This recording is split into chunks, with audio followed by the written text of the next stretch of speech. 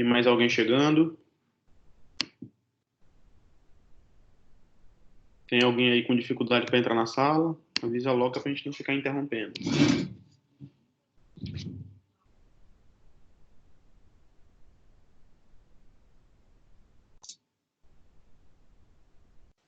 Professor, a Débora pediu para avisar, a Débora Joana, que ela tá com problema em entrar por causa da internet lá na cidade dela, viu? Débora Joana. Quem é a aluna? Débora Joana. Ah, tá. Problema na internet, não é a sala, né? É, a internet lá na cidade dela. Ok.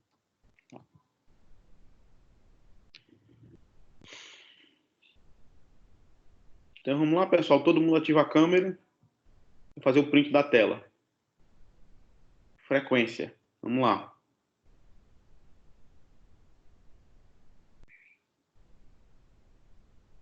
Não vale colocar fotografia na câmera, tá? Ó, professor, tem que ativar a câmera mesmo, não acredito, não. Bora lá, minha bichinha. Vá, mão de brasa.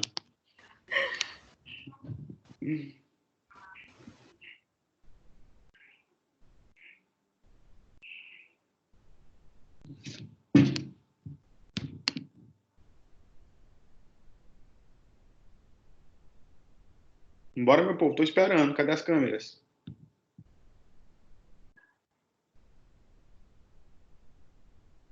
Aí, Madu apareceu. Bora. Cadê os demais?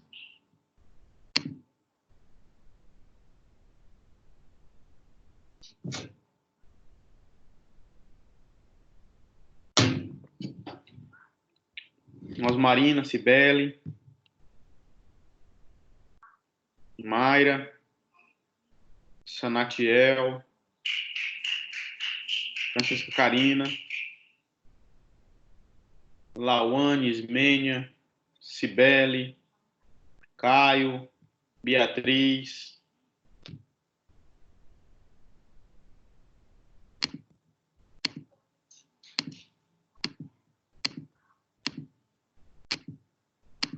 Vamos lá?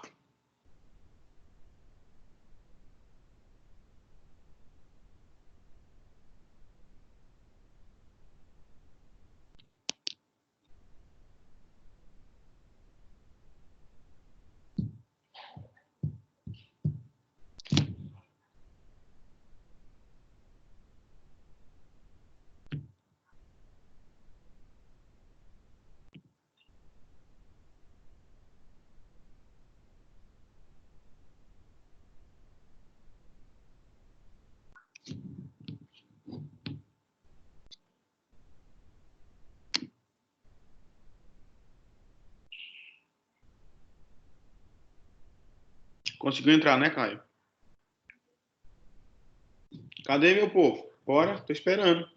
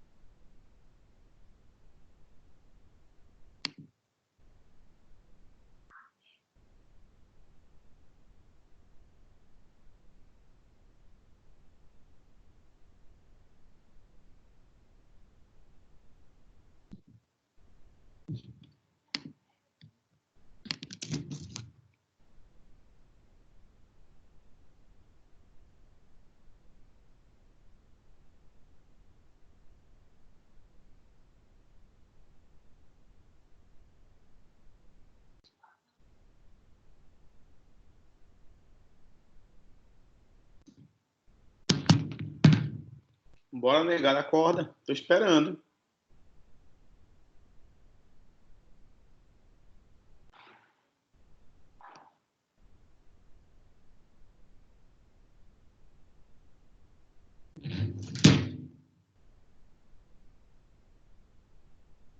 Bom dia, Emily. Tô esperando o pessoal ativar aí a câmera.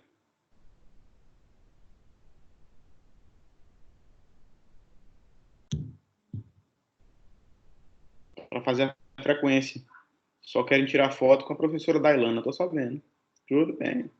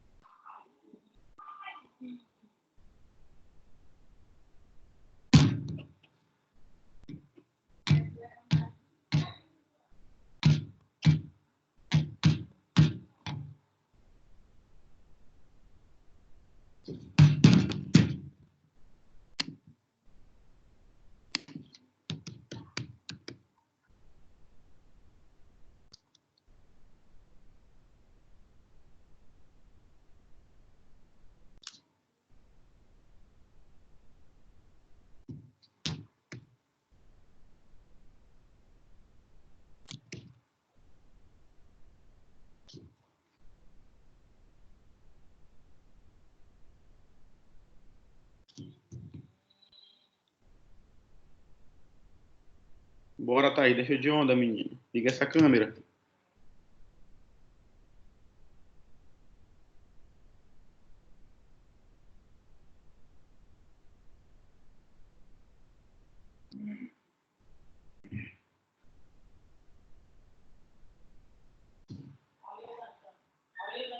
Tô te vendo não, Juliana. Aparecendo não. Então não tá na câmera não. Porque quando tá, aparece pra mim. Professor, o pessoal está dizendo que só vai ligar a câmera se o senhor postar uma foto de... E professor, eu tô bem aqui na sua frente. E marcar pelo todo amor de mundo. Deus. Ah, agora apareceu, Juliana. Presença Faz a ganha. hora que eu tô aqui. Não, pô, não tava aparecendo pra mim não. Faz a hora que eu tô aqui ligado esse negócio. Sim, como é que é, Madu? O pessoal só vai ligar a câmera se o quê? Se o senhor tirar um print e colocar no Instagram marcando todo mundo. Bora, eu tô esperando é pra isso, meu bichinho. A foto frequência, bora.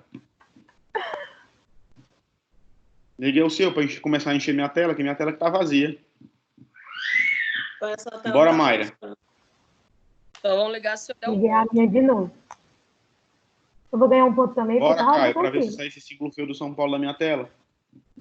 Tem que ganhar um ponto, né, Maria? É, eu e a Juliana, porque tá a hora que eu tô aqui. Faz a hora que eu tô. Não tava me vendo, não, Maria.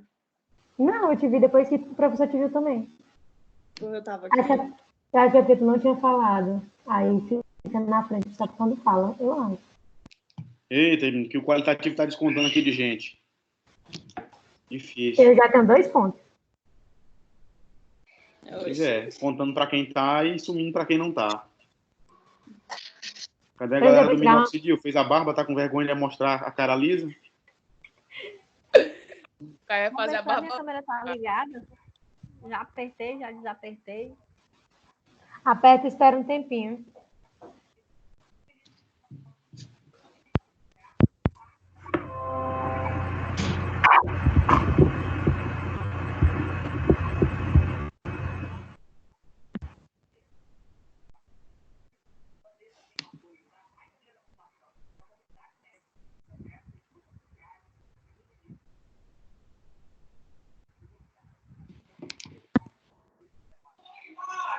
Pra mim só sai a voz de vocês. Já vi a foto das as meninas ao vivo, mas a minha eu não consigo ver, não. Bora, Anderson, deixa de ontem. Liga a câmera. Aparecendo ou não. Bom dia. Ok, professor.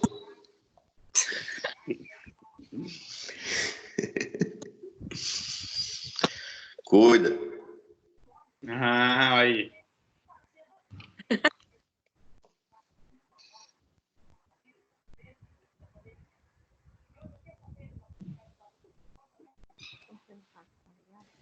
Cadê, professor? A gente já pode gabarito. Já apertei. Pode, meu bicho. Vamos começar a aula. Bom, O pessoal tá difícil. Dá aula aqui para 3 pessoas. Vamos lá. Não, professor, pelo amor de Deus. Eu tô aqui, eu não sei se tá aparecendo aí, mas eu tô aqui.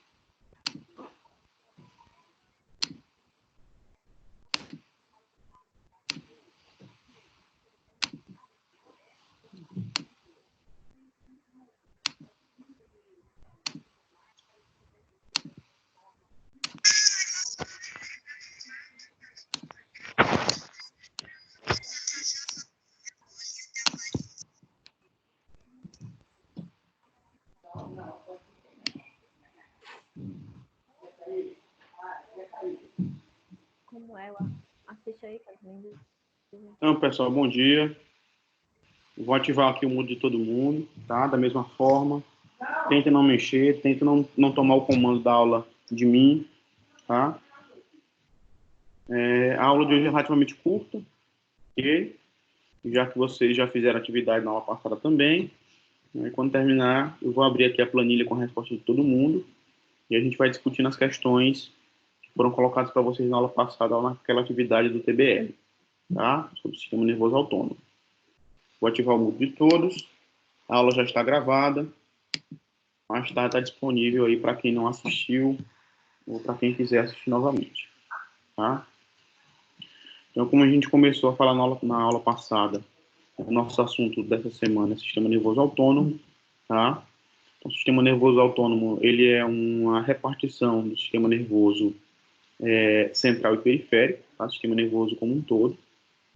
E ele é responsável basicamente pela questão de eferência do sistema visceral, como a gente vai discutir mais na frente, tá? Ele tem sido relacionado, e por isso a imagem aí, tá? A questão de luta ou fuga, tá? Então, é um sistema que está muito relacionado a essas reações de situações inesperadas ou situações de perigo. Aí, atividadezinha da aula passada. Quem respondeu, respondeu. Quem não respondeu, não responde mais, tá? Só reiterando, eu recebi algumas queixas da turma B, tá? E vi que algumas pessoas avaliaram a atividade como pontuação bem baixa, tá?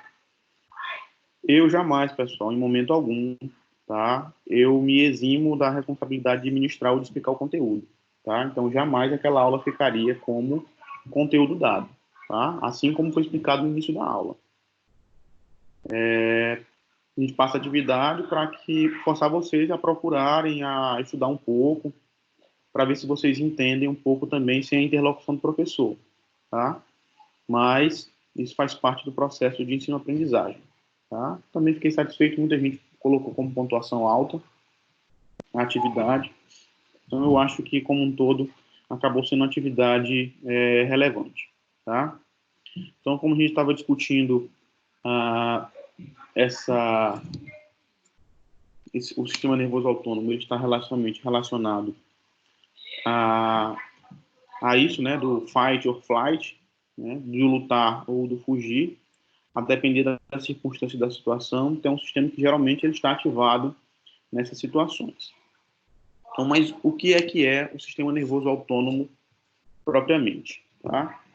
Então, para a gente entender isso, a gente vai começar a fazer uma pequena revisão anatômica, tá? Então, dentro dessa revisão anatômica, a gente sabe que, do ponto de vista funcional, o sistema nervoso ele é dividido basicamente em sistema nervoso somático e sistema nervoso visceral. Sistema nervoso somático, a gente já discutiu ele, tá? Foi a parte das sinapses químicas que inervam os músculos, tá? Dos nervos que inervam os músculos e permitem que haja o movimento voluntário, tá? Mas nós temos também a parte de sistema nervoso que inerva as vísceras em si, tá? Que é chamado de sistema nervoso visceral. Então, somático é também denominado de sistema nervoso da vida de relação, ou seja, que relaciona o organismo com o meio, né? Então, qualquer tipo de inter-relação, de reação ou de resposta àquilo que acontece ao meio, ele está relacionado basicamente ao sistema nervoso somático. Então, nossas vias sensitivas de pele, para pressão, para temperatura, para dor, tá? Então, são vias que estão relacionadas ao sistema nervoso somático. E as nossas vias de reação, por exemplo, quando você pisa num caco de vidro, num prego, topa, né? Bate o canto do dedo aí na quina do sofá, no canto da parede, na ponta de uma pedra, ou pega em algo quente e o reflexo de retirada está relacionado basicamente a esse sistema nervoso somático. As reações que o seu organismo vai ter quando em contato ou quando em resposta ao meio. Então, o sistema nervoso somático tem basicamente duas divisões. Então, nós temos o sistema nervoso somático aferente, que está relacionado a tudo aquilo que pega as informações da periferia e leva para o centro, certo? E nós temos o sistema nervoso eferente do sistema nervoso somático, que aí ele está relacionado à condução da informação do centro para a periferia. Ou seja, o aferente é aquilo que leva as informações, é o sensitivo, é o tátil, é o de percepção. Enquanto que o somático é o de execução, é a resposta que você vai executar em resposta àquele estímulo que veio previamente. Diferentemente, o sistema nervoso visceral, né, ou também chamado sistema nervoso da vida vegetativa, ele está intimamente relacionado com a inervação das estruturas viscerais, tá? Então, as nossas vísceras em si, isso aí incluindo os vasos sanguíneos, eles são inervados pelo sistema nervoso visceral. Então, é importante para a integração das atividades viscerais para o controle da manutenção interna, tá? Da homeostasia. E aí, a homeostasia, a gente já discutiu muita coisa. Então, ele vai participar de controle da pressão arterial, de controle da ventilação pulmonar, para maior entrada ou saída de oxigênio, vai controlar a excreção urinária de sódio, de potássio, de água. Então, todos esses sistemas que nós já discutimos até agora, eles estão intrinsecamente relacionados ao sistema nervoso visceral. Então, o sistema nervoso visceral, assim como o sistema nervoso somático, ele também possui duas divisões básicas. Essas divisões, mais uma vez, são a parte aferente e a parte eferente. Então, a parte aferente, ela é aquela que se relaciona a levar as informações das vísceras para os centros superiores, né? Sistema nervoso central, para a medula, ou para centros de controle que geralmente estão localizados aí na região do bulbo, tá? Como a gente já discutiu. Exemplo de sistema de parte aferente do sistema nervoso visceral, vocês têm vários já. Então, os baroreceptores carotídeos, né, dos seus carotídeos, que fazem a regulação da pressão arterial a curto prazo, nada mais são do que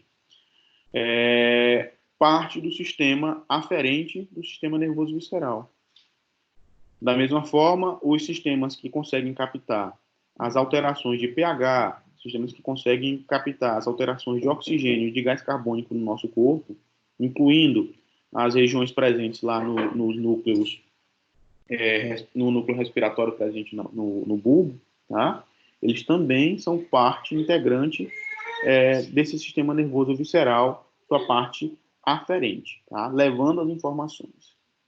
Logicamente, a resposta que vem em seguida a essa percepção da alteração do meio está associada à parte eferente, tá?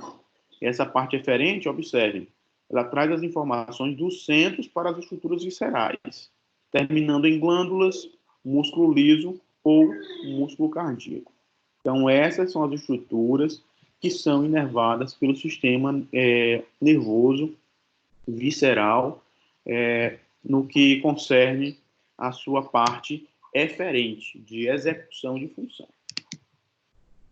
Então, por definição, denomina-se o sistema nervoso autônomo apenas o componente eferente do sistema nervoso visceral, tá? Então, se a gente perguntar o que é o sistema nervoso autônomo, você vai dizer que a parte de execução de função, de ação, a parte eferente do sistema nervoso visceral, tá? Parte eferente. Então, por sua vez, o sistema nervoso visceral, ele divide-se em sistema nervoso simpático e sistema nervoso parasimpático. Essas são as suas subdivisões do sistema nervoso autônomo, tá? Simpático e parasimpático. Então, antigamente dizia-se que o simpático e o parasimpático, eles possuíam ou possuem ações que são antagônicas, né? Se um aumenta, o outro diminui, se um diminui, o outro aumenta, se um dilata, o outro faz vasoconstrição, e assim por diante. Mas não é bem assim, tá? O que nós temos, na verdade, são ações complementares. Então, como a gente vai discutir mais na frente, nós temos regiões do corpo em que os dois, por exemplo, aumentam. Por exemplo, as glândulas salivares, tanto o simpático quanto o parasimpático, eles aumentam a secreção de saliva. O que vai mudar de um para o outro é a qualidade ou composição dessa saliva, tá? Então, são ações complementares, não são ações antagônicas, embora em alguns órgãos eles executem ações que são realmente antagônicas, tá? Mas a gente prefere dizer que eles fazem ações complementares. Então, aí nós temos aí a divisãozinha que a gente acabou de falar. O sistema nervoso visceral, como a gente falou, ele é dividido basicamente na parte aferente e na sua parte eferente, sendo que essa parte eferente, ela é denominada de sistema nervoso autônomo, tá? E o sistema nervoso autônomo, ele é aí dividido em sistema nervoso simpático e sistema nervoso parasimpático. Bem, tem um errinho, não tem essa seta do aferente para o simpático, tá? É apenas do eferente para simpático e parasimpático. Então, mas com relação ao sistema nervoso aferente, o que nós temos? Então, o sistema nervoso aferente, ou seja, que leva as informações, ele conduz impulso basicamente de nervos originados em receptores situados nas vísceras, tá? São aí, no caso, chamados de visceroceptores. Os impulsos nervosos aferentes viscerais, antes de penetrarem no sistema nervoso central, eles passam por gânglios sensitivos. Que são gânglios? Gânglios são especializações de sinapses que ficam em regiões geralmente fora da medula, tá? Ou seja, estão localizados no sistema nervoso periférico, tá? Sistema nervoso periférico. Então, geralmente são regiões de dilatações onde você tem um acúmulo de neurônios que saem das vísceras que estão sendo inervadas, né, ou que estão levando informação, e se encontram com neurônios que saem do sistema nervoso central e que estão presentes aí com as suas terminações axônicas na região desses gânglios. Então, é a região onde acontece a conexão entre esses neurônios, as sinapses. Então, no caso dos impulsos que penetram pelos nervos espinhais, esses gânglios são os gânglios espinhais, não havendo, pois, gânglios diferentes para fibras viscerais e somáticas, tá? Então, os gânglios são os mesmos para a parte aferente. A gente vai ver aqui para a parte eferente, ou seja, para o sistema nervoso autônomo, nós temos regiões de gânglios específicos, tá? Então, é interessante salientar que, embora o sistema nervoso aferente ele leve as informações para o sistema nervoso central, e isso geram respostas que vão propiciar a correção, por exemplo, e adequação, por exemplo, da constituição do meio, por exemplo, em quantidade de oxigênio, de gás carbônico, de bicarbonato, pressão arterial e etc., tá? Todas essas respostas, elas são inconscientes, tá? Ou seja, se eu estou com falta de oxigênio, né, tem pouco oxigênio, eu não tenho uma resposta consciente em que meu cérebro percebe que eu tenho, em percepção em nível de consciência, tá? De saber que eu tenho pouco oxigênio. Eu passo a perceber que meu sangue tem pouco oxigênio quando eu começo a apresentar alguns sinais clínicos, né? Então, por exemplo, se eu começo a apresentar cianose periférica ou cianose central, né? Começa a ficar azulado as extremidades dos dedos. eu começo a ficar ofegante, aí eu começo a perceber, tá? Mas em níveis mais baixos, não existe essa percepção consciente, tá? De faltar oxigênio e você perceber, tá faltando oxigênio, tem muito gás carbônico, você não percebe isso. Da mesma forma, isso aqui se refere à dor visceral, tá? A dor visceral, né, se você tem algum problema no intestino, algum problema no estômago e etc., tá? Geralmente você tem dor em regiões que são chamadas de dores inespecíficas, tá? Você não consegue apontar e falar, tá doendo meu estômago, tá doendo minha bexiga, tá doendo o meu intestino fino, meu intestino delgado, tá doendo meu intestino grosso, meu fígado. Você não tem como dizer isso, tá? Você diz que está doendo naquela região, tá? E o que por vezes a gente observa também é a referência da dor, né? O caso clássico é, por exemplo, paciente que está infartando. Qual é a dor clássica? É a dor que irradia para o membro superior esquerdo, tá? Uma dor lacinante, em forma de angina pectoris, tá? Mas que não necessariamente você sabe que é do coração. Você pode imaginar que é uma dor, por exemplo, no ombro, uma dor no cotovelo e assim por diante.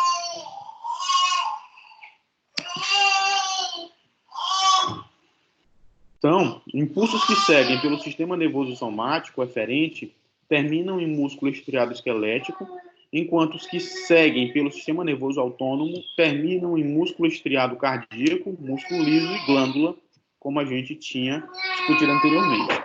Então, os tecidos-alvo do sistema nervoso somático e do sistema nervoso visceral, eles são diferentes, tá? Então, o sistema nervoso somático, ele é, acima de tudo, voluntário, enquanto que o sistema nervoso autônomo, o sistema nervoso visceral, ele é involuntário, tá? Involuntário. As ações não dependem da minha consciência ou da minha vontade, elas acontecem por si só. Então, observem a diferença anatômica básica entre o sistema nervoso somático e o sistema nervoso autônomo. Então, a gente observa aí de cara que no caso do sistema nervoso somático, o que nós temos basicamente é um neurônio que sai do sistema nervoso central e se conecta com o neurônio que sai da medula, tá? Esse neurônio que sai da medula é o neurônio que inerva aí o músculo em si para executar a sua ação, tá? Diferentemente, aí no sistema nervoso visceral, nós temos a participação de 2 neurônios aí no sistema nervoso periférico, tá? Então, observe que nós temos um neurônio que sai do sistema nervoso central, se liga a um outro neurônio presente na medula, tá? Esse neurônio aí é chamado de neurônio pré-ganglionar. Então, esse neurônio, ele sai do seu corpo sai da medula, ele projeta o seu axônio, e as suas terminações dendríticas ficam em contato com outro neurônio chamado de neurônio pós-ganglionar, que está presente em um gânglio, tá? Esse gânglio, dependendo se o sistema nervoso é o simpático ou parasimpático, ou ele está próximo da medula, tá? Ou ele está próximo do órgão-alvo, como a gente vai discutir mais na frente, essas diferenças anatômicas, tá?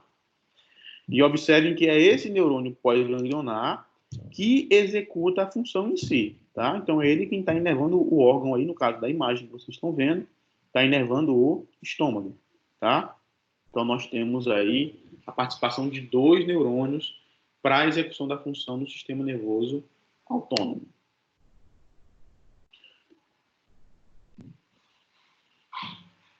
Então, aí, nós vamos ter basicamente neurônios pré e pós-ganglionares, tá? Que são elementos fundamentais na organização da parte periférica do sistema nervoso autônomo.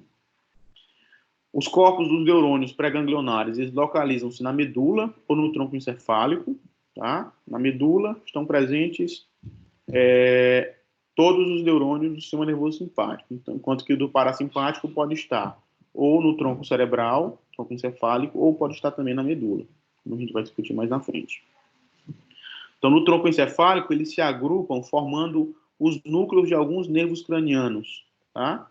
Como exemplo aí clássico, nós temos o nervo vago, tá? O nervo vago, lembrando, ele inerva toda a parte de sistema cardíaco, né, no caso do coração, estômago e intestino, tá? Até a sua porção média. A porção terminal já é inervado pelo plexo celíaco, basicamente.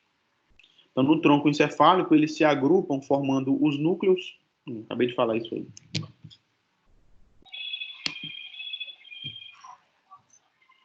Então, com relação à posição dos neurônios pré-ganglionares, tá? Então, o sistema nervoso simpático, o que é que nós temos? Nós temos basicamente neurônios pré-ganglionares que localizam-se na medula torácica e lombar. Então, esses neurônios, eles saem aí das regiões compreendidas entre a primeira vértebra torácica e a segunda vértebra lombar, tá? Então, disse, pois, que o sistema nervoso simpático, ele é um sistema tóraco-lombar, tá? Então, todos os neurônios, todos os gânglios, eles estão localizados nessa região tóraco-lombar, de T1 a L2. Além disso, no sistema nervoso parasimpático, observem só, nós temos uma divisão. A gente costuma dizer que ele é crânio-caudal, tá? Por quê? Porque nós temos núcleos que estão presentes na região do tronco encefálico, tá? Dentro do crânio, e nós temos núcleos que saem da medula, estão presentes aí na região sacral. No caso aí, nas vértebras sacrais, a nível de S2, S3 e S4, segunda, terceira e quarta vértebras sacrais. Então, no caso do sistema nervoso parasimpático, como eu falei, a gente disse que ele é um sistema crânio-sacral, tá? Então, nós temos a primeira diferença básica aí, anatômica. O sistema nervoso simpático, ele é tóraco-lombar, enquanto que o parasimpático, ele é crânio-sacral. Então, no simpático, observem só, os neurônios pós-ganglionares, localizam-se longe das vísceras e próximo à coluna vertebral. Tá? Então, a gente pode dizer que no simpático, o neurônio pré-ganglionar ele é curto. Tá? Ele é curto, enquanto que o pós-ganglionar é longo. No parasimpático, nós temos a relação inversa. Então, os neurônios pós-ganglionares localizam-se próximo ou dentro das vísceras. Então, nesse caso aí, nós temos o neurônio pré-ganglionar longo, tá? E o neurônio pós-ganglionar curto, tá? Mais uma diferença anatômica básica, tá? Esse arranjo do sistema nervoso simpático, com neurônios pré-ganglionares curtos, gera a formação de uma coluna, que está localizada, aliás, duas, né? Dos dois lados, uma coluna bilateral, formando como se fosse uma segunda e uma terceira coluna vertebral logo ao lado da nossa medula espinhal, tá? Então, nós temos os dois feixes simpáticos tóraco-lombares, como a gente vai ver na imagem mais na frente.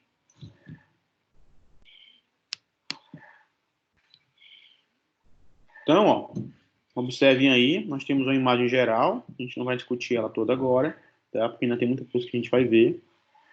Mas, basicamente, observando aí, ó, na imagem que mostra, à esquerda de vocês, da tela de vocês, vocês têm um sistema nervoso simpático. O sistema nervoso simpático, como mostra aí, ele está compreendido aí no nível medular, de T1 a L3, mais no nível vertebral de T1 a L2, tá? E observem que há a formação, né, dessa região de gânglio, compreendido aí entre T1 e L2, tá? Então, observem essas duas coluninhas de um lado do outro.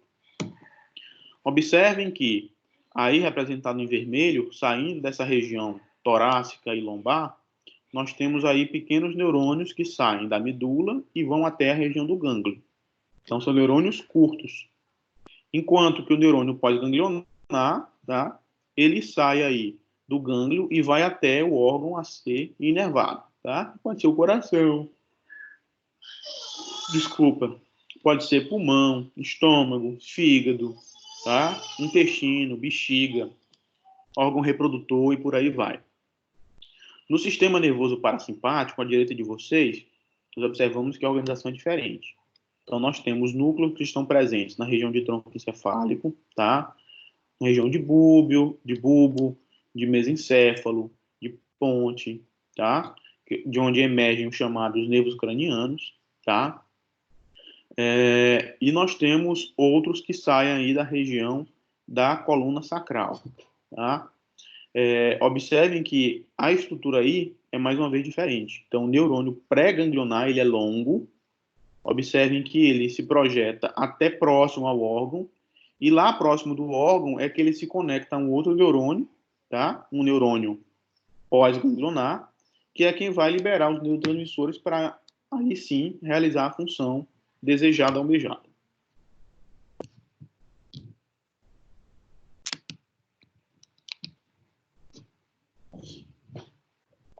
Então, observem aí, ó. Então, tamanho das fibras é uma diferença anatômica básica, que a gente já tem discutido, tá? Então, em consequência da posição dos gânglios, o tamanho das fibras pré- e pós-ganglionares são diferentes nos dois sistemas. No simpático, a fibra pré é curta e a pós é longa, enquanto que no parasimpático é o contrário. Aí nós temos a figurinha aí à direita de vocês, mostrando essa representação básica, tá? Então, nós temos aí o neurônio, no caso aí simpático, se ligando na região de um gânglio, a um outro neurônio que é mais longo e que vai se projetar até a região do tecido-alvo. Posteriormente, nós temos aí um neurônio pré-ganglionar, um sistema nervoso parasimpático. Observem que ele é longo, o gânglio está mais próximo do tecido-alvo, tá? Onde ele faz... Tá? Onde ele faz a sinapse. E aí, por fim, nós temos a execução, a ligação do neurônio pós-sináptico, neurônio pós-ganglionar, desculpa, na região do tecido-alvo, para executar a função. Então, nós temos aí a representação de duas figuras mostrando o sistema nervoso simpático, sistema nervoso autônomo parasimpático. O simpático está à esquerda de vocês e o parasimpático está à direita de vocês, tá? Então, observem aí, ó, que todos eles inervam basicamente os mesmos órgãos, tá? O que acontece é que eles vão executar funções diferentes, ok? Então, aí é mais para mostrar a organização. Então, o sistema nervoso simpático, nós temos as emergências saindo aí de T1 a L2, como a gente já discutiu, a formação da coluna de gânglios localizada aí lateralmente a medula espinhal, tá? Os neurônios pré-ganglionares curtos e os neurônios pós-ganglionares mais longos. Sistema nervoso parasimpático, à direita de vocês, a gente observa, como a gente já falou, tá? Então, eles saem de emergências cranianas, no caso, os pares de nervos cranianos, e de emergências sacrais, tá? Então, tá lá em S2, S3 e S4, basicamente. O neurônio pré-ganglionar é longo e o neurônio pós-ganglionar, ele é mais curto, tá? Então, diferenças anatômicas entre os dois sistemas. Então, observem, ó, que com relação à organização das fibras do sistema nervoso simpático, o sistema nervoso simpático ele vai utilizar a via da raiz anterior, no caso dos neurônios motores, tá? Para se projetar para fora da medula, tá? Então, eles fazem o mesmo trajeto dos neurônios motores, ok? Ao sair posteriormente, numa emergência em que eles saem para formar o seu gânglio periférico.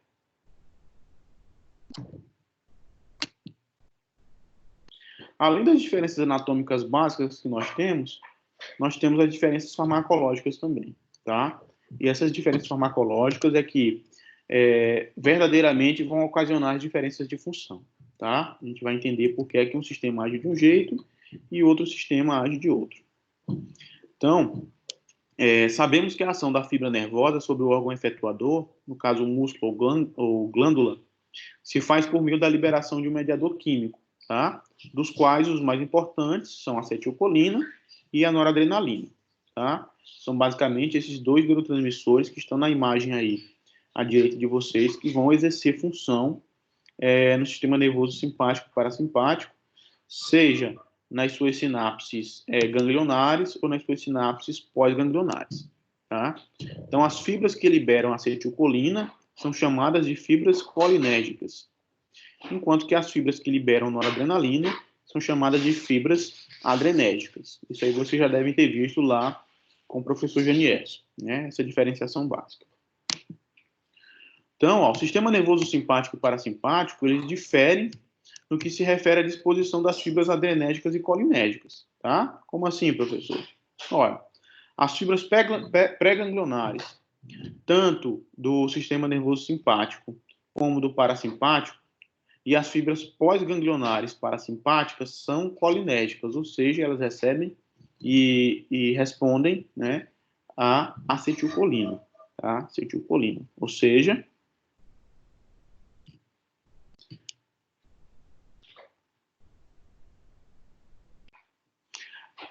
a acetilcolina, ela é um neurotransmissor basicamente de função parasimpática, tá? Então, tanto a sinapse ganglionar como a sinapse pós-ganglionar, elas respondem à acetilcolina, tá? No caso do parasimpático. Enquanto que as fibras do sistema nervoso simpático, tá? A ganglionar responde à acetilcolina, mas a pós-ganglionar responde à noradrenalina, tá? Então, nós temos a diferenciação também farmacológica com relação ao neurotransmissor final da via.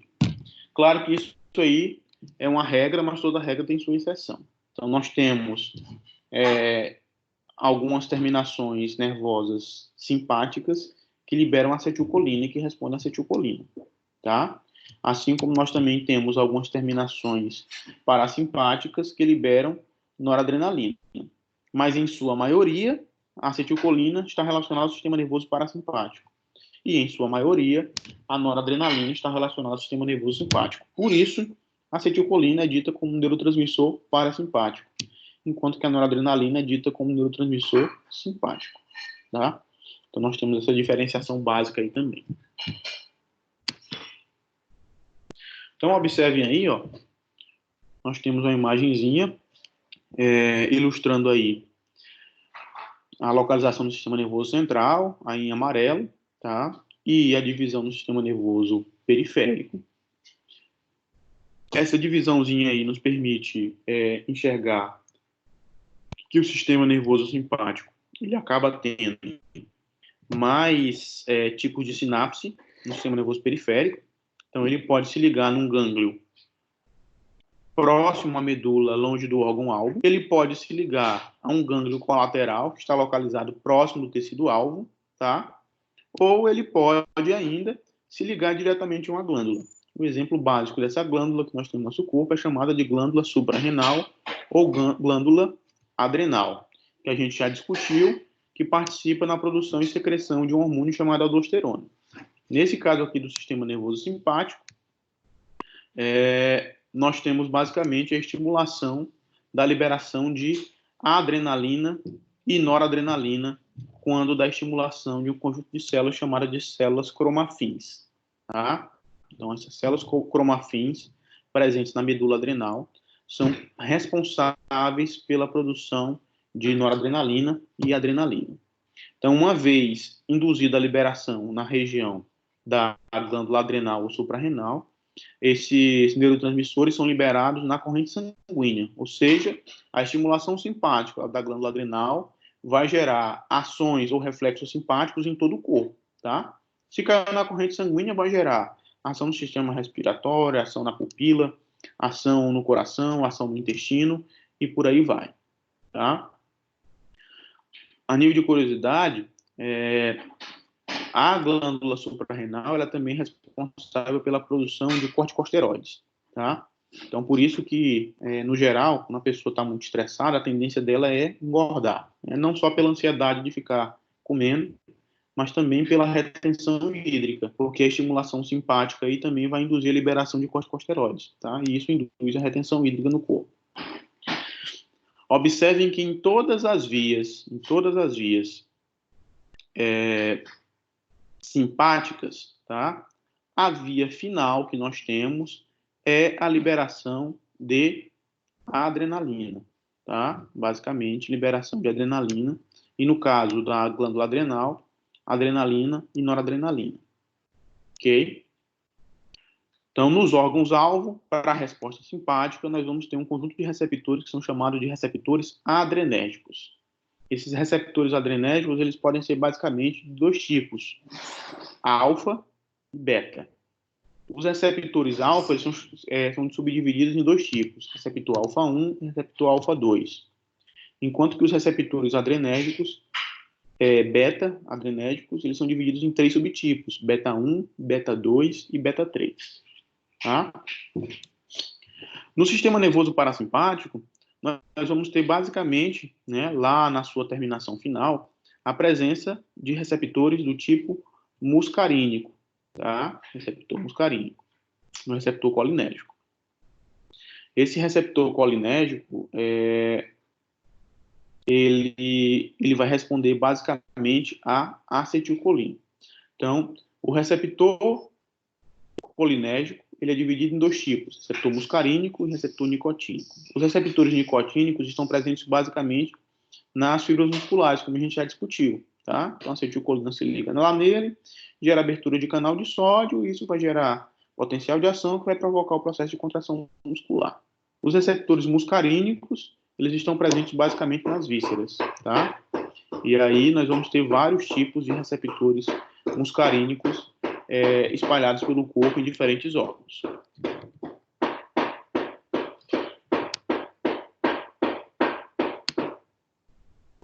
Então, de modo geral, o sistema nervoso simpático, ele tem ação antagônica ao parasimpático em um determinado órgão, tá?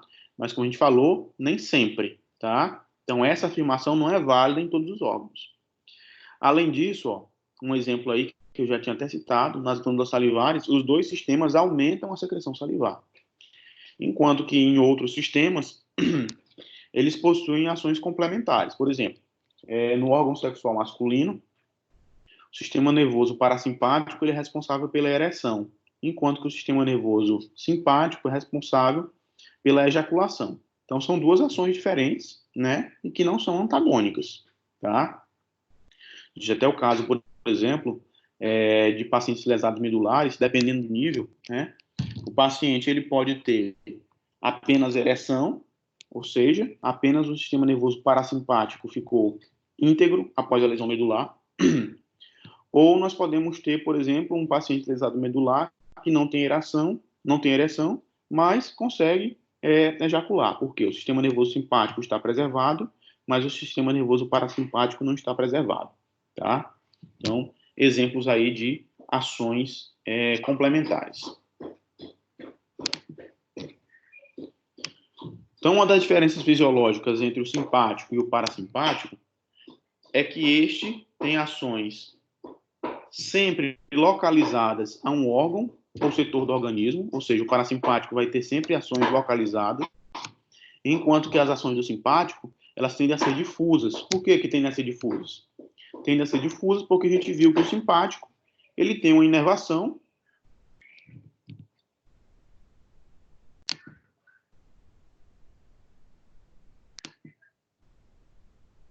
então o simpático, ele tem uma inervação, que termina numa glândula chamada de glândula suprarrenal ou glândula adrenal, que libera basicamente a adrenalina do corpo. Cai na circulação sanguínea e aí vai executar função, vai realizar ação em basicamente todos os órgãos do corpo. Tá? Então, a base anatômica dessa diferença reside no fato de que os gânglios do parasimpático, estando próximo das vísceras, faz com que o território de distribuição das fibras pré-ganglionares seja necessariamente restrito. Tá? Então, no simpático, os gânglios estão longe das vísceras e uma fibra pré faz contato com um grande número de fibras pós-ganglionares e que se distribuem a territórios consideravelmente maiores. Tá? Também aí a relação com a diferença anatômica que nós discutimos anteriormente. Então, aí nós temos algumas relações com os tipos de receptor, né? No caso, receptores beta-adrenérgicos, ou receptores adrenérgicos, tá? Vão responder à resposta simpática.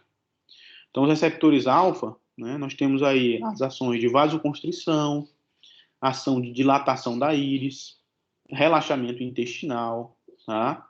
Contração dos esfíncteres intestinais, contração pilomotora, tá? Ou seja, eriçamento dos pelos, tá? Contração do esfíncter vesical, ou inibir a liberação de neurotransmissores, tá? No caso, quando essa inibição aí se dá por ação em receptor do tipo alfa-2. Com relação ao receptor beta, nós temos as ações de vasodilatação, receptor do tipo beta-2, cardioaceleração, ou seja, aumento da frequência cardíaca, receptor beta-1, força aumentada do miocárdio, também receptor do tipo beta-1, relaxamento intestinal, receptor do tipo beta-2, relaxamento uterino, também receptor beta-2, broncodilatação, receptor beta-2, calorigênese, receptor beta-2, tá? Glicogenólise, beta-2, lipólise, receptor do tipo beta-1, relaxamento da parede da bexiga, receptor beta-2, e termogênese, receptor beta-3. Esses receptores do tipo beta-3 estão localizados basicamente no hipotálamo, tá? Região responsável por fazer esse controle da temperatura corporal. Então, aí nós temos várias relações, tá? Então, aí no olho, o que é que a gente observa? A gente vai observar tanto a ação na pupila, quanto a ação no músculo ciliar, tá? Então, no caso de uma estimulação simpática, né, o que é que nós temos? Nós temos basicamente uma resposta de dilatação da pupila, enquanto que uma resposta parasimpática, nós vamos ter miose, tá? Miose, diminuição da pupila, midríase, abertura da pupila, dilatação da pupila. Então, no músculo ciliar, estimulação simpática, nós temos relaxamento leve, tá? Então, nós vamos ter adaptação para conseguir enxergar mais longe, tá? Enquanto na parasimpática, nós temos contração na região do cristalino, que vai permitir uma acomodação da visão para enxergar para mais próximo, tá? Então, imagine você aí numa situação de luta ou de fuga, tá? O seu corpo gera uma resposta num sistema nervoso autônomo simpático, tem liberação de adrenalina, e isso, na sua visão, vai lhe propiciar que você consiga enxergar mais longe, tá? E que você também consiga enxergar melhor, porque a pupila dilatou, então vai conseguir entrar mais luz ao mesmo tempo, tá? Isso faz com que o processamento da imagem ele aconteça de forma mais rápida, e isso também favorece com que você consiga enxergar algo ao seu redor, próximo, para que você consiga pensar rápido e reagir de forma adequada. Aí nós temos várias glândulas, né? No caso, glândulas nasais, lacrimais, parótidas, submandibulares, gástricas e pancreáticas. Então, todas essas, quando por ação simpática, elas têm vasoconstrição e secreção leve. Enquanto que na estimulação parasimpática, nós temos estimulação de secreção copiosa, contendo muitas enzimas nas glândulas secretoras de enzimas, tá? Então, geralmente, é secreção em grande volume e mais viscosa. Nas glândulas sudoríparas, por estimulação simpática, nós temos basicamente transpiração abundante, tá? Por ação colinérgica. E enquanto que na estimulação parasimpática, nós temos principalmente a transpiração nas palmas das mãos. Isso era até questão lá da nossa atividade, do nosso TBL, tá? Então, nas glândulas apócrinas, né, nós temos secreção espessa e odorífica, enquanto que o sistema nervoso parasimpático ele não tem nenhuma resposta, tá? Nos vasos sanguíneos, na maioria das vezes, vai gerar vasoconstrição, a resposta simpática, enquanto que na estimulação parasimpática nós vamos ter pouco ou nenhum efeito, tá? Pouco ou nenhum efeito. No coração, o que nós temos? Nós vamos ter basicamente ação no músculo, tá? Ou ação nas artérias coronárias. Então, com relação ao coração, na estimulação simpática, nós temos aumento da frequência cardíaca, aumento da força de contração do coração, tá? Ao mesmo tempo em que, por estimulação beta-2, nós temos vasodilatação das artérias coronarianas e por ação alfa, nós temos vasoconstrição dessas artérias coronarianas. O sistema nervoso parasimpático ele vai fazer o contrário, tá? Vamos ter diminuição da frequência cardíaca, diminuição da força de contração, principalmente dos átrios, tá? E nós vamos ter dilatação dessas artérias coronarianas, tá? Então, tudo isso aí vai gerar uma ação antagônica também sistêmica, que é o quê? Alteração da frequência da pressão arterial, tá? Então, se eu aumento a frequência cardíaca e aumento a força de contração do coração, eu tenho a tendência de aumentar o débito cardíaco, como consequência, eu aumento a pressão arterial.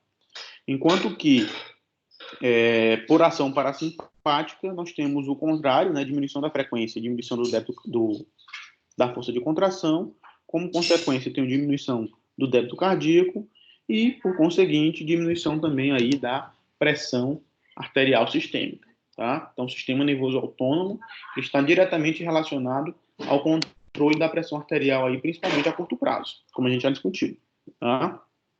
Então, nos pulmões, nós vamos ter ação tanto nos brônquios quanto nos vasos sanguíneos. Então, nos brônquios, nós vamos ter dilatação, ou a gente chama de broncodilatação, tá? Aqui por ação beta-2 adrenérgica.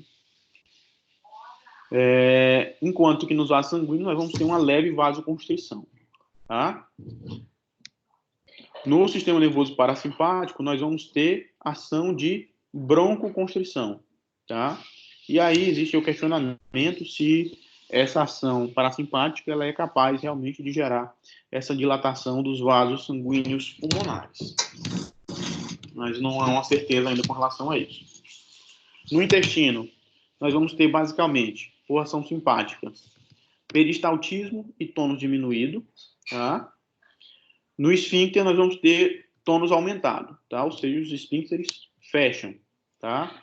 Tem até aquela expressão, né? Fulano tá de trancada, né? Ou seja, o simpático está ativo e os esfíncteres estão todos contraídos, tá? Enquanto que no sistema nervoso parasimpático, por ação parasimpática, nós vamos ter peristaltismo e tônus aumentados, tá? E os esfíncteres vão estar relaxados, tá? Relaxados.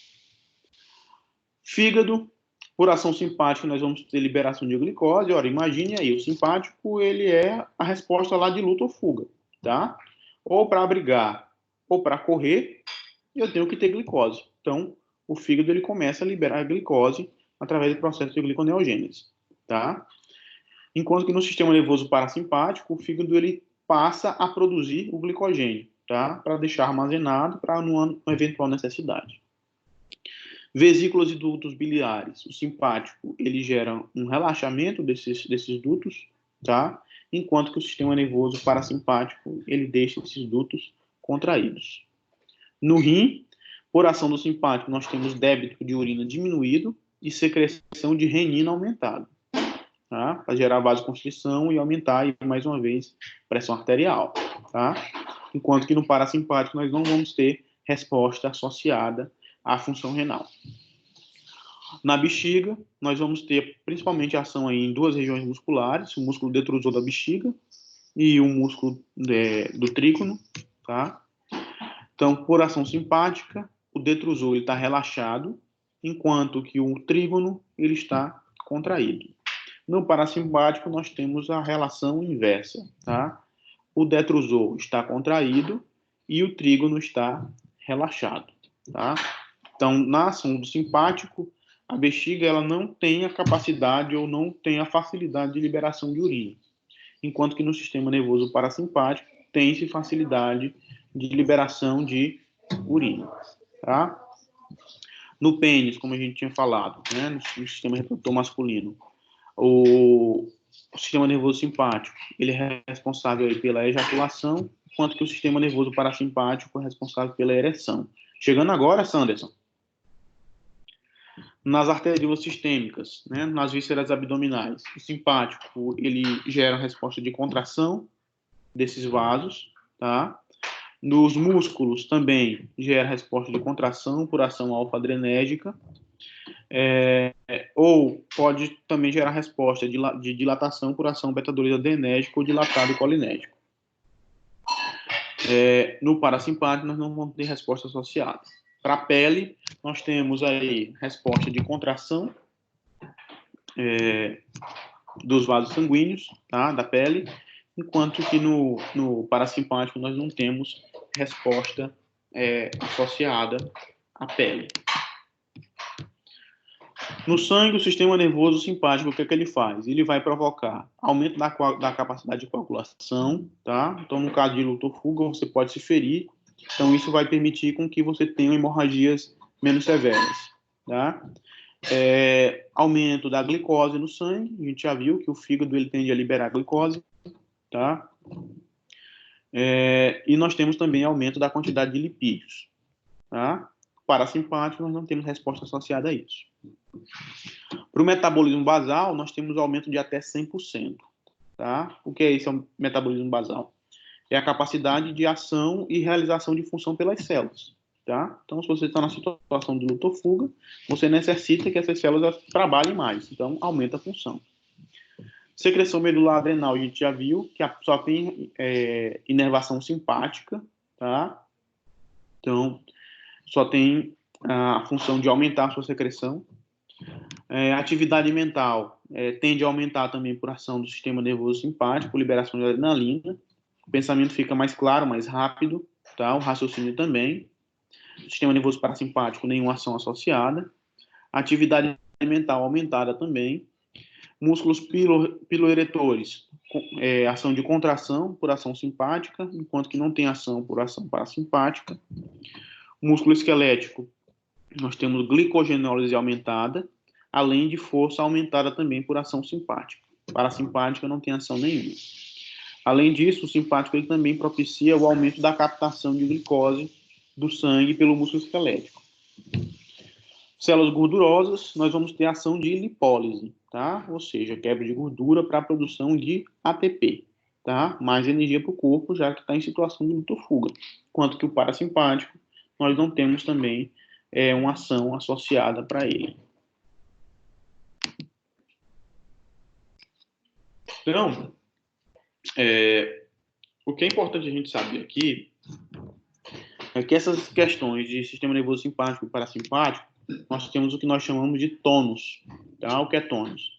Vai ser a capacidade básica, a resposta básica que é mantida pelo corpo para aquela atividade simpática. Então, por exemplo, o meu vaso sanguíneo, dificilmente ele vai estar ou completamente dilatado ou completamente contraído. Então, pensem comigo.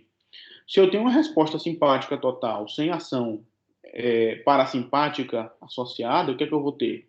Eu vou ter a contração total do vaso e, como consequência, eu não tenho passagem de sangue, o que seria incompatível com a vida. Do contrário, se eu não tenho ação simpática, se eu não tenho um tônus simpático que deixa o meu vaso ligeiramente contraído, por exemplo, e tenho apenas ação parasimpática, o que é que eu teria? Eu teria o vaso completamente relaxado.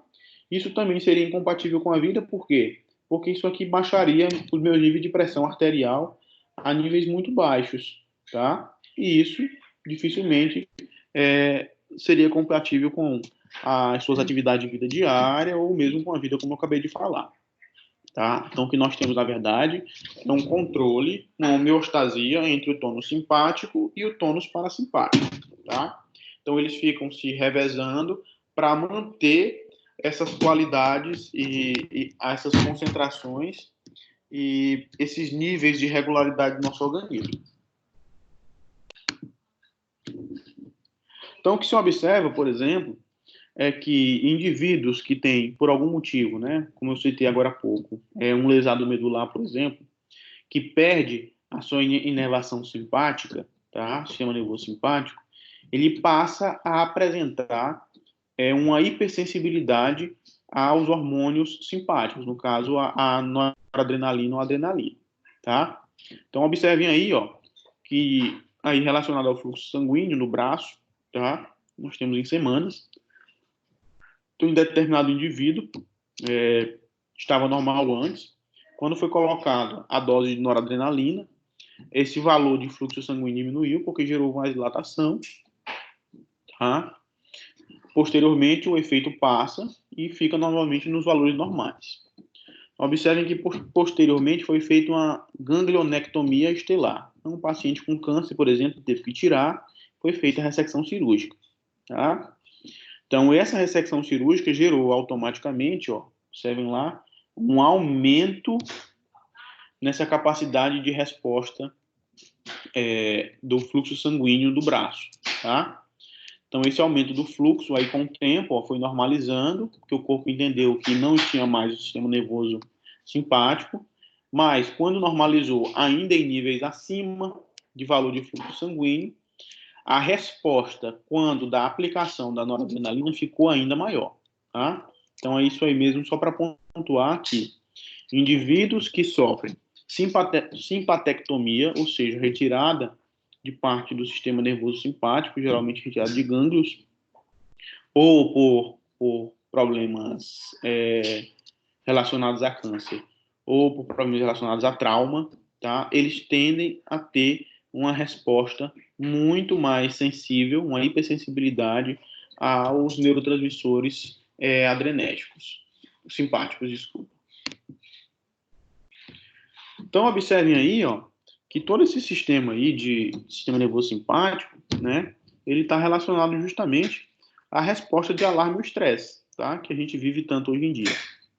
Então, ó, quando grandes porções do sistema nervoso simpático descarregam ao mesmo tempo, isto é, por descarga em massa, isto aumenta de muitas formas a capacidade do organismo de exercer atividade muscular vigorosa, tá? Então, vamos resumir aqui.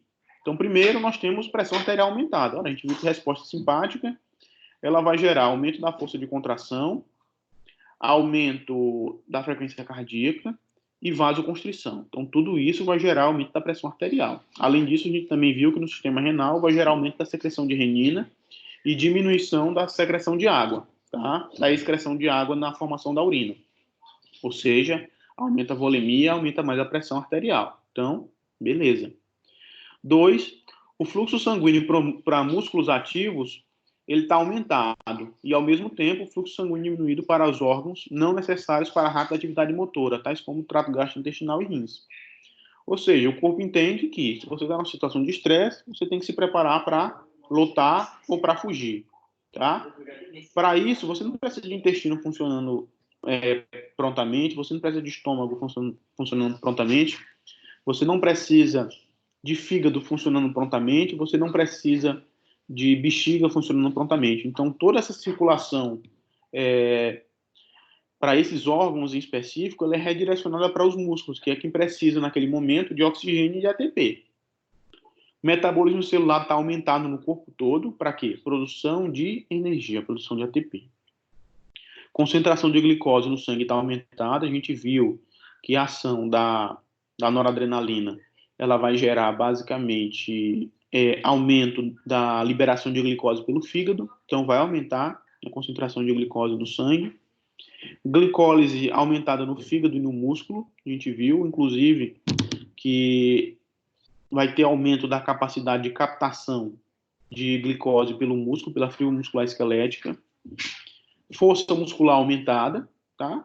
Claro, eu estou com um aporte maior de sangue, estou com um aporte maior de oxigênio, estou com um aporte maior de glicose, então energia para gerar força eu tenho, tá? Então a força também tem de estar aumentada.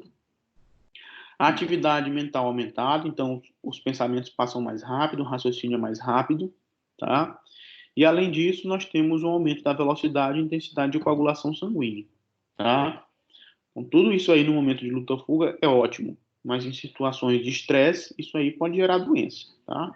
Infarto, hipertensão arterial sistêmica, trombose venosa profunda, tá? Então, vários fatores aí podem estar associados a esse estresse ou essa resposta simpática mantida por um longo período. E, por fim, aí, só mostrando que toda essa ação do sistema nervoso simpático e parasimpático, ela não acontece meramente ao bel prazer, tá? Elas têm aí centros de regulação que estão presentes aí nos núcleos do tronco encefálico e núcleos cerebrais, mas especificamente aí, principalmente na região de hipotálamo, tá? De hipotálamo, e também sistema límbico está relacionado aí à ação do sistema nervoso simpático.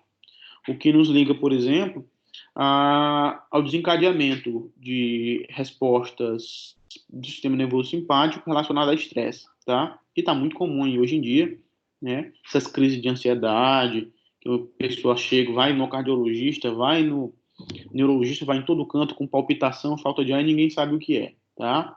Isso nada mais é do que ansiedade desencadeada pelo sistema límbico, que controla parcialmente aí o sistema nervoso simpático. Então, se está com o sistema nervoso simpático, ó, acima do sistema nervoso parasimpático. Lembrem sempre do nosso conceito aqui de tônus. A gente tem que estar sempre no equilíbrio, na homeostasia, entre tônus simpático e tônus parasimpático. Beleza? Dúvidas?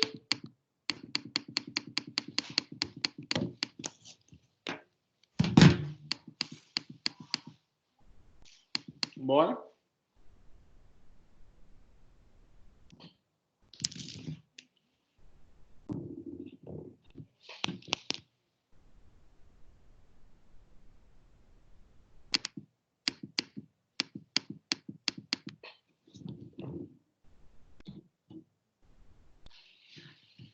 Vamos lá, pessoal.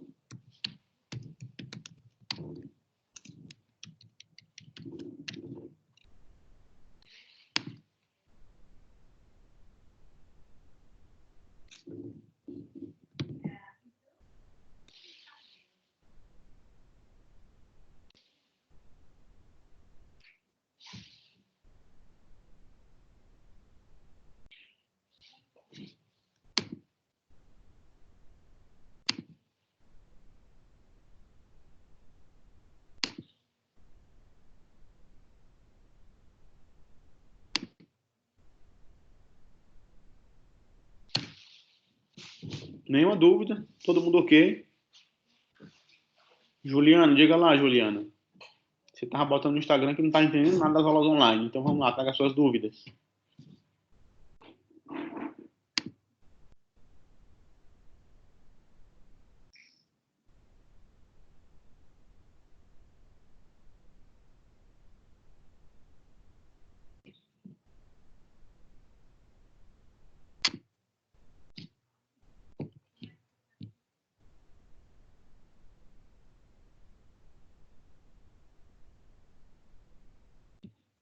Vamos lá, Duda. Parte aferente e eferente dos sistemas, né?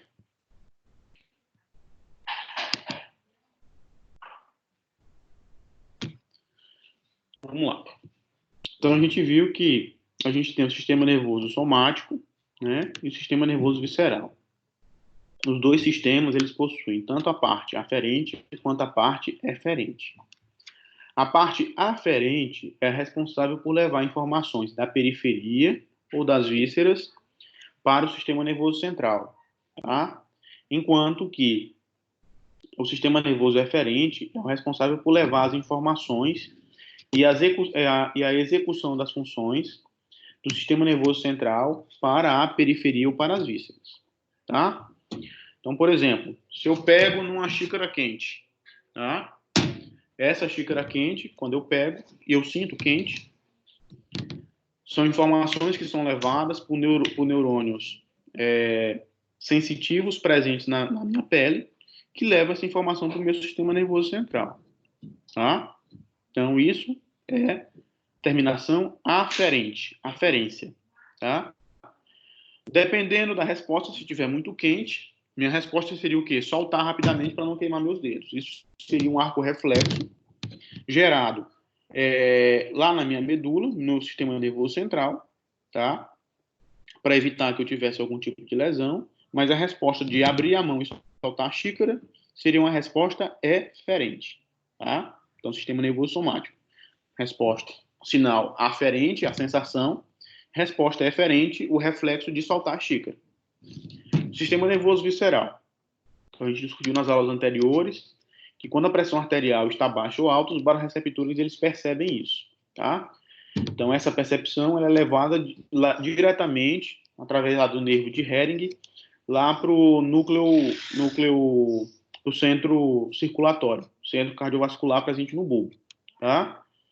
Então, essa informação que é levada para o bulbo é essa informação aferente, tá? A aferência, a sensação. A eferência seria a resposta seguinte, que seria o quê?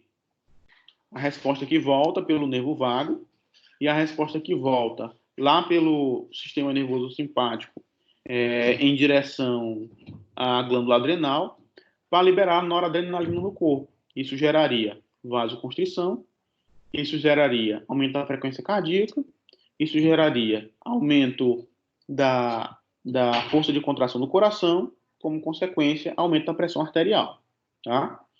Então, acabei de falar de um exemplo de cada, do sistema nervoso somático, do sistema nervoso visceral, do ciclo de resposta da aferência e da resposta de eferência. Tudo bem, Duda?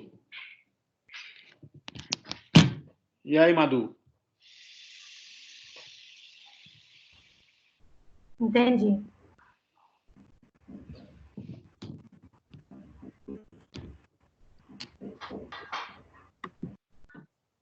Madu?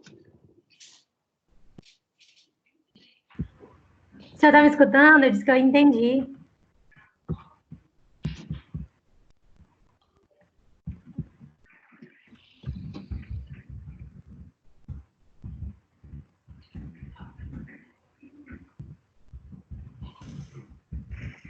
Madu?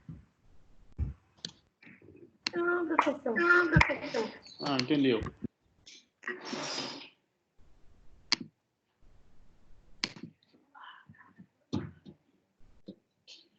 Vamos lá, Juliana. A dúvida, Juliana?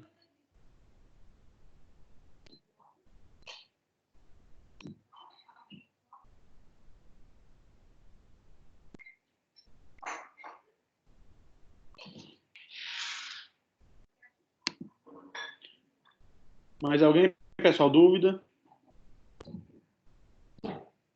Professor, Oi. qual seria então o sistema nervoso periférico? Não entendi, Gabriel. Qual seria o sistema nervoso periférico? Se no caso é a mesma coisa que o visceral. Não, é porque tanto o sistema nervoso somático quanto o sistema nervoso periférico, eles possuem terminações que são periféricas e centrais. Os dois têm porções periféricas e centrais. Certo. Entendeu?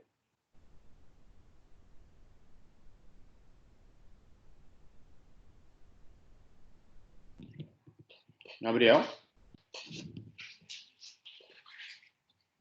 Oi.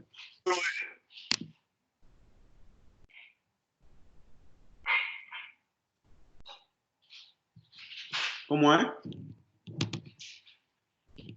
O senhor pode voltar para aquele slide lá da Deixa eu abrir aqui de novo. classificação.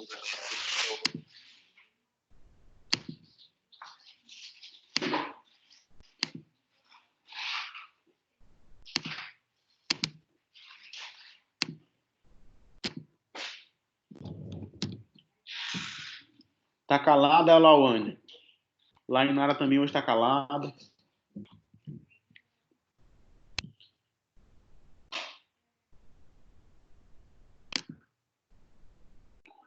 Pessoal, eu desabilitei aqui o controle da apresentação. Vocês podem navegar no Porque slide. tá bem explicadinho o assunto. Tá dando para entender. Gabriel, olha aí qual é o slide, me diz o número. Tá habilitado para tu passar aí.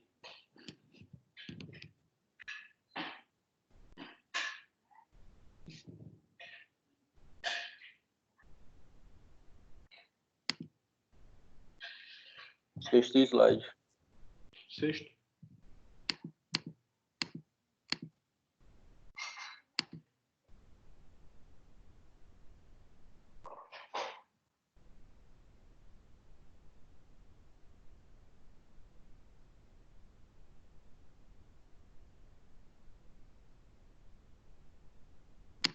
Peraí, tá carregando aqui.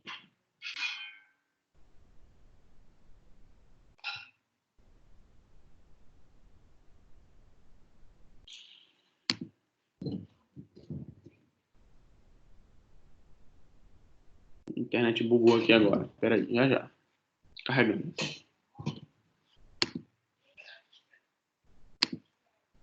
Sexto. Pronto. Aí a divisão do sistema nervoso visceral, né? Então aí, ó, tem gente que tem o nervoso visceral, ele é dividido em duas porções, né? A parte aferente e a parte eferente. Essa seta de cima do aferente para o simpático não existe, tá? Até falei que é um erro aí, eu vou tirar depois da aula, ok? Apenas o sistema nervoso eferente é que é chamado de sistema nervoso autônomo e é dividido em simpático e parasimpático.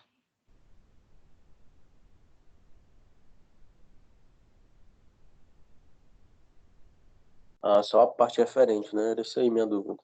Não, essa seta aí que tem do aferente para o simpático não existe, tá? Isso aí é erro. Tá certo, então. Vamos lá, pessoal, mais alguma dúvida?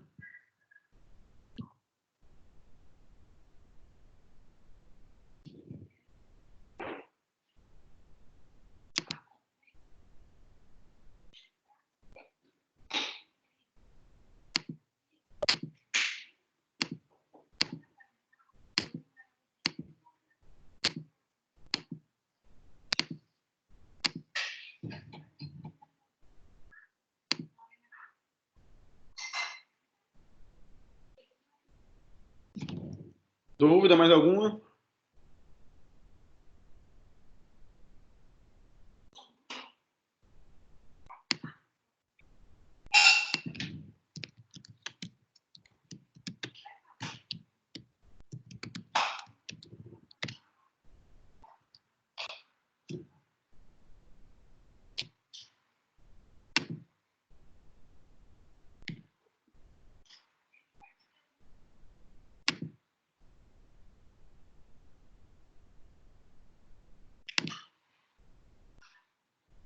Pronto. Depois eu vou espelhar aqui agora a planilha lá com as respostas de vocês, tá?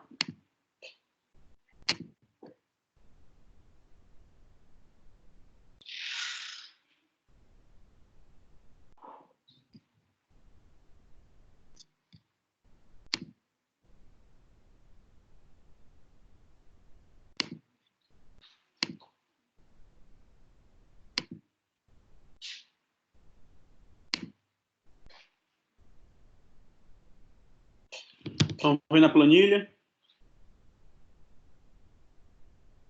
Me respondam aí, que agora eu não estou vendo o chat, não.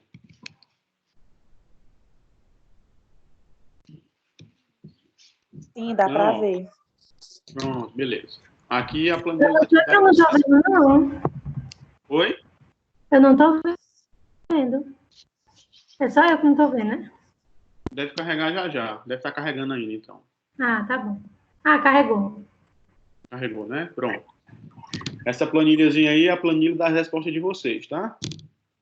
Por isso que eu gosto de fazer atividade lá no Forms, porque fica mais fácil para eu corrigir também. Já fica o controle de todo mundo que fez. Tem o dia e o horário que foi enviada a resposta, tá? Tudo direitinho. Professor, cadê o meu, professor? Oi? Cadê o meu? Eu enviei. Qual é teu nome, tá ali, beleza? achei. Professor, não estou vendo o meu também, não. Eu enviei à noite. Calma, minha bichinha. Deve estar aqui. Se você mandou, tá aqui. Maria Helena. O meu não tá aí mesmo, não. E eu mandei. Eu mandei à noite, professor. Maria Carolina.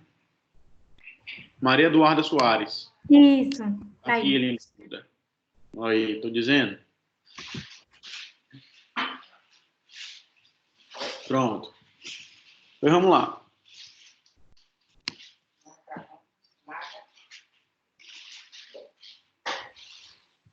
Deixa eu tirar aqui rapidinho. Você mandou? Mandei. Não, se você mandou, tá. Não se preocupe, não. Ok. Deixa eu ver aqui rapidinho.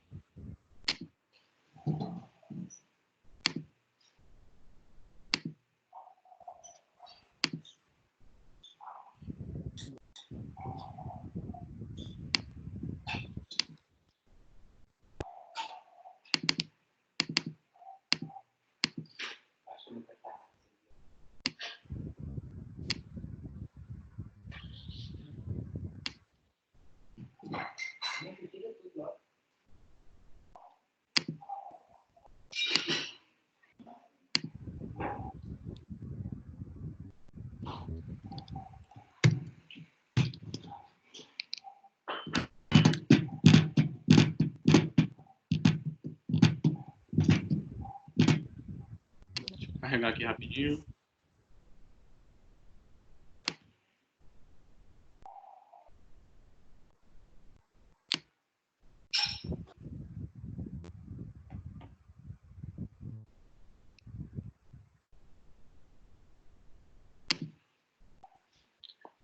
Então vamos lá, o caso clínico foi esse aí, né? Então, CD é uma mulher de 44 anos que passou o dia trabalhando em seu jardim.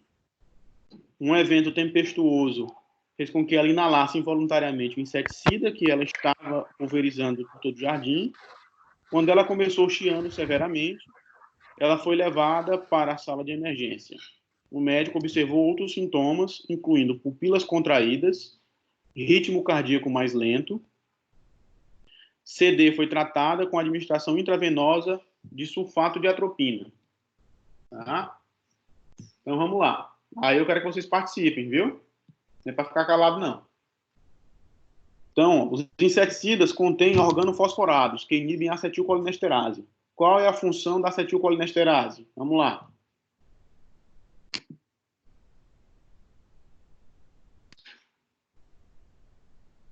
E aí, vamos lá? Quem responde? Então, eu vou lá na planilha e vou apontar, se ninguém se habilitar.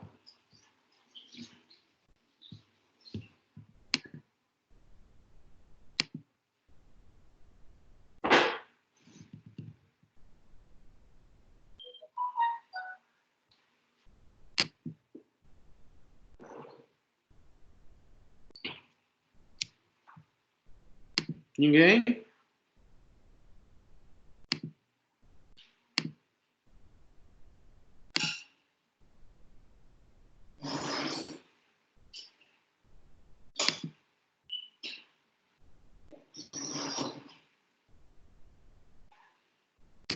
Cadê a Beatriz? Tá calada. Bora, Beatriz, falar, menina.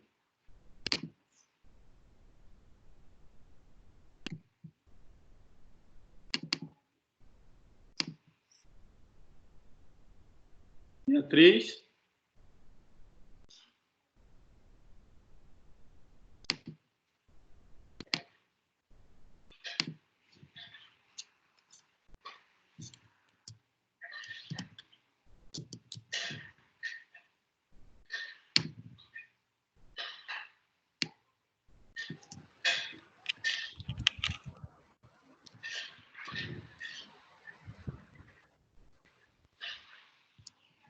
É a mesma atividade, Madu.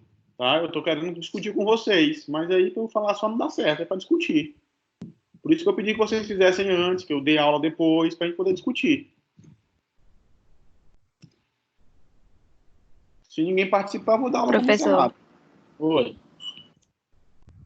eu coloquei que é responsável pela finalização da transmissão dos impulsos nervosos na sinapse colinérgica pela hidrólise do neurotransmissor acetilcolina. Isso, beleza. Então, em resumo, a acetilcolinesterase, ela é a enzima responsável por quebrar a acetilcolina. Tá? Beleza? Isso. Então, Eu respondi, só que o microfone não estava ativado aí, não deu para o senhor ouvir. aí é fácil, cara. Vamos lá. Não tenho costume de aula online, não, professor. Estou perdido. Nem eu. Vai dar certo, vai. Vamos lá. Quais tipos de receptores autonômicos são excessivamente estimulados como resultado dessa inibição? Vamos lá, quem responde? Muscarínicos e nicotínicos. Desculpa. Receptores muscarínicos e nicotínicos associados ao sistema nervoso autônomo parasimpático, certo? Parasimpático. Parasimpático. Inibe Beleza. a ação. Exato. Vamos lá. Vamos para frente. Todo mundo de acordo? Sim. Beleza. Vamos para a próxima.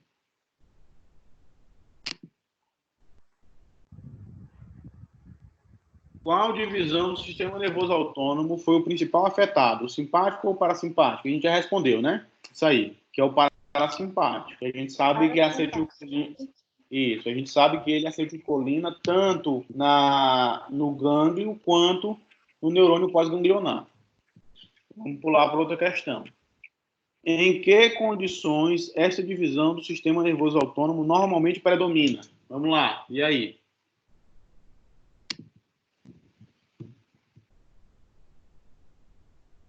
Em condições de relaxamento. Condições de relaxamento, ok. Em que não há situações estressantes, né, de luta ou fuga. Beleza. Próxima questão. Explique como o inseticida resultou em sua apresentação de sintomas.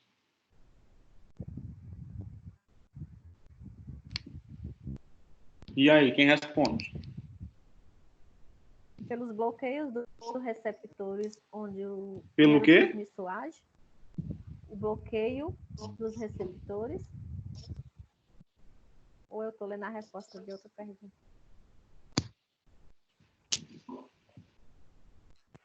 Professor, tem como é que a gente faz para a gente ter acesso às nossas respostas, porque a gente enviou, né? Eu posso mandar para vocês depois, planilha. Eu posso mandar para vocês. É porque eu não anotei as respostas de jeito nenhum. Eu lembro de algumas coisas. Mas eu respondi tudo. Quem foi que falou agora? Quem é que estava falando comigo? Quem? A Layanara. É porque eu tô sem as respostas, eu enviei todas as respostas aí, mas elas estão bem explicadinhas. Layanara. Mandou que horas mais ou menos, Layanara? Eu mandei no mesmo dia, de tarde. De tarde? Mesmo dia que o senhor passou, na parte da tarde. Nascimento.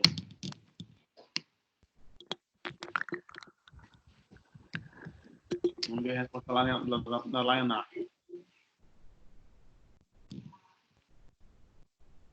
Que tipo de receptor? Explique como inseticida.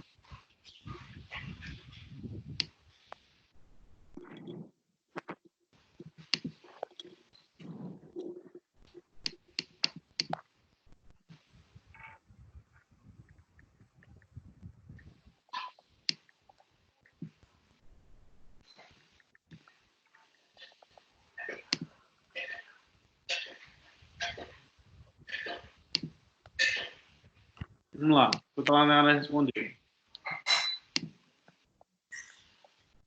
Inalação, respiração acelerada, tosse seca e olhos irritados, ingestão, mudança na cor dos lábios, dor, sono, confusão mental, diarreia, convulsões e cheiros estranhos no corpo ou na boca.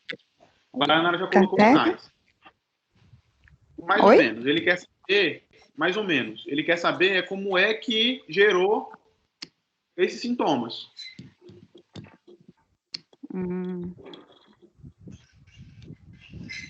Não foi devido ao bloqueio dos receptores?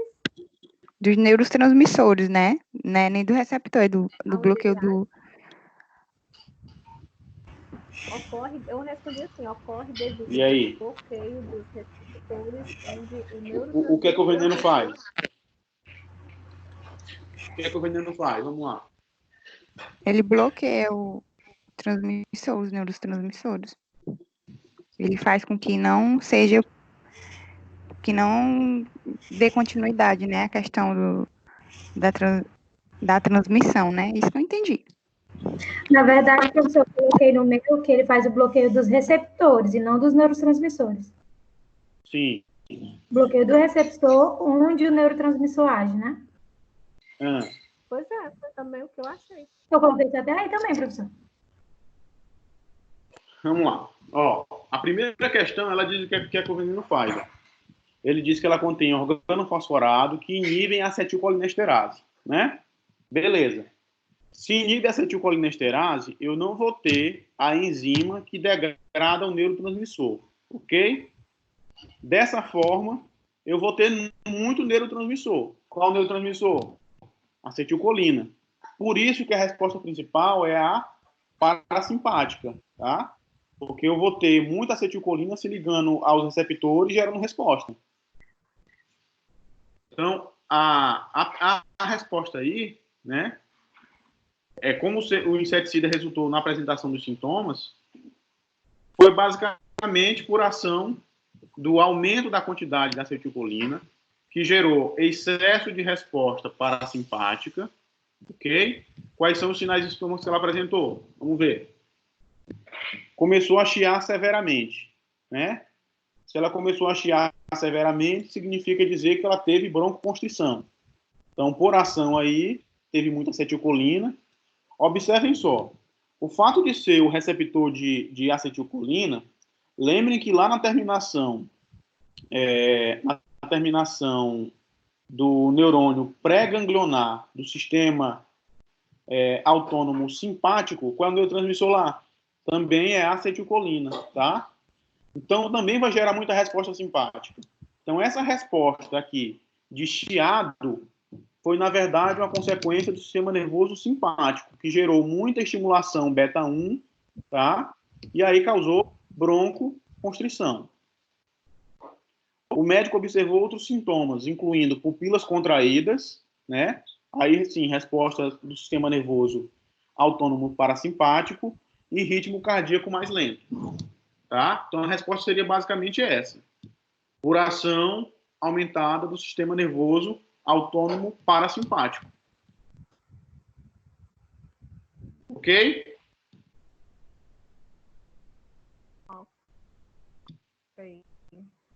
Ok? Vamos lá. Quais tipos de receptores autonômicos são excessivamente estimulados como resultado dessa inibição? Os receptores... Essa resposta já foi, né? Já. Tá. Que efeitos o inseticida pode ter sobre o sistema gastrointestinal? E aí? Excesso de estimulação parasimpática. Professor, eu coloquei náuseas, vômitos e diarreia. Muito bem, beleza. Tá? Por que que acontece isso?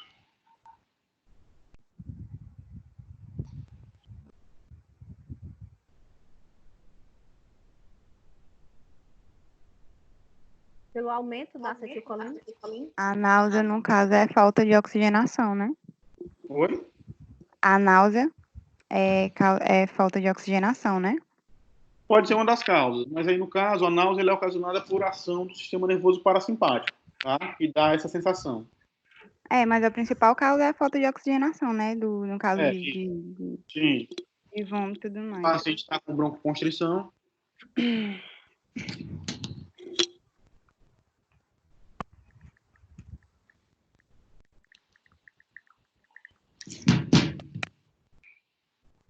Beleza, vamos para a próxima.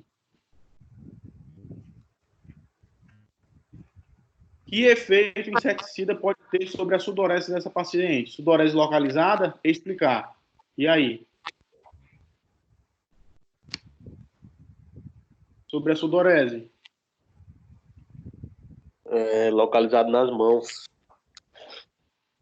Isso. Sudorese localizada nas Sudorese mãos. localizada nas mãos, pés, axilas e rins, tá, professor? Ok. Por quê? Porque apenas as glândulas sudoríparas dessas regiões são inervadas pelo sistema nervoso parasimpático. E o que a gente tem aí é uma resposta aumentada do parasimpático. Beleza? Se exposto... Professor, é só nas mãos ou nos pés, nas axilas e no rosto também? Em todas essas regiões aí. Tá? Mão, pé, axila e rosto. Tá bom. Se exposto a doses suficientemente altas, que efeito o inseticida pode ter no músculo esquelético do paciente? E aí?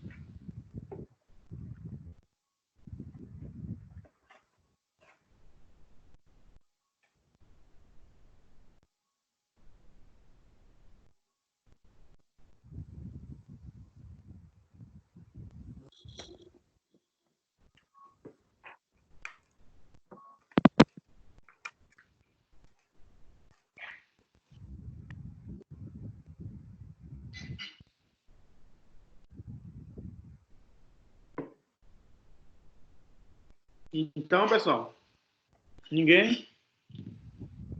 Ora, pessoal, se não tem... Eu coloquei assim, como a maioria dos artefatos químicos que atacam o sistema nervoso, ele impede a ação do sistema de desligamento das enzimas que controlam as funções das glândulas e da musculatura. Mas qual é o efeito que isso vai provocar no músculo?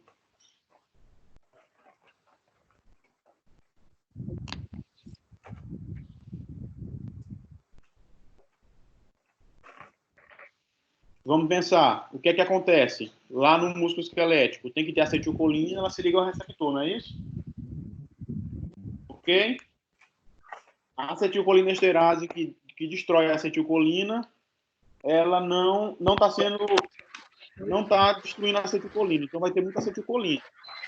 Se tem muita, eu vou ter muita contração muscular. Então, aí geralmente o paciente apresenta contrações involuntárias ou contrações mais fortes do que aquela que ele planeja.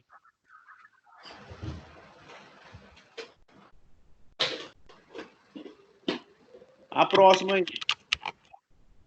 A administração de um antagonista do receptor beta-adrenérgico pode ser útil no tratamento desse paciente? Por quê ou por que não? E aí?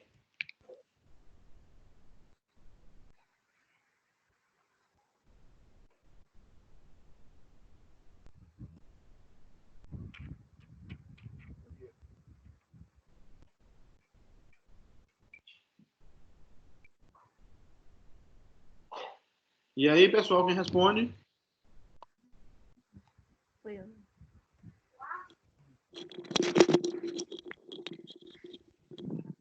Prof, se o senhor quiser conferir minha resposta aí de novo, só para ver se tá certo. Ou então, para corrigir. Pode ler aí, pra galera. Para corrigir aí o que tá certo, o que tá errado.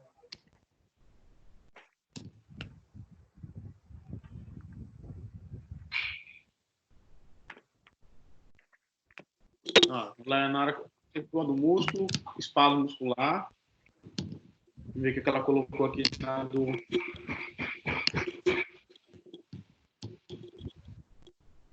Vamos lá, ela disse que é efetivo, pois aliado ao IMP cíclico, receptores beta pré-sinápticos facilitam a liberação de noradrenalina. Assim, os agentes são seletivos, que bloqueiam os receptores beta pré-sinápticos, podem diminuir a liberação cardíaca de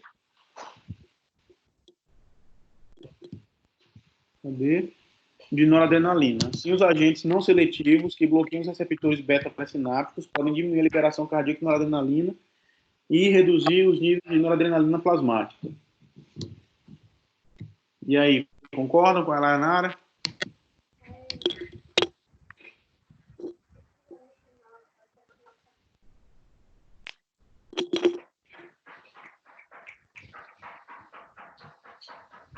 Então, pessoal, a gente viu que lá no simpático, naquela tabelinha que a gente viu, o que o receptor beta, o que a estimulação simpática faz no pulmão? O que ela faz no pulmão? Broncodilatação e aumento da frequência cardíaca. Então, se ele está colocando um agonista, é uma substância que vai fazer o mesmo efeito de um agente beta-adrenérgico, tá? Então, ela se ligando ao receptor beta-2 do pulmão, vai gerar broncodilatação, beleza, vai melhorar a respiração do paciente. Se ela se liga ao receptor beta-1 no coração, vai aumentar a frequência cardíaca, então beleza também. Então, ele pode ser usado sim, tá? Resposta seguinte. Oi? Tá certo, tá? A resposta tá errada. Tá certo com salvas. Eu vou mandar para você depois um gabatozinho com as respostas corretas. Viu? Melhor. E, professor, posso ler a minha postura dizer se está correta? Diga lá. Eu coloquei, sim, muitas células possuem estes receptores e a ligação de um agonista geralmente causará uma resposta simpática, ou seja, respostas de luta ou fuga. Por exemplo, a frequência cardíaca aumenta, as pupilas se dilatam, há mobilização de energia e o fluxo sanguíneo é desviado entre órgãos não essenciais para o músculo esquelético, tá certo? Tá certo. Faltou só tu colocar a parte da respiração, porque ele pergunta sobre a sintomatologia da paciente. Entendi. Viu? Mas tá certo. Só coloca a parte da respiração aí que fica ok. Tá bom. Vamos lá. Pergunta seguinte. Por que a atropina é um tratamento apropriado?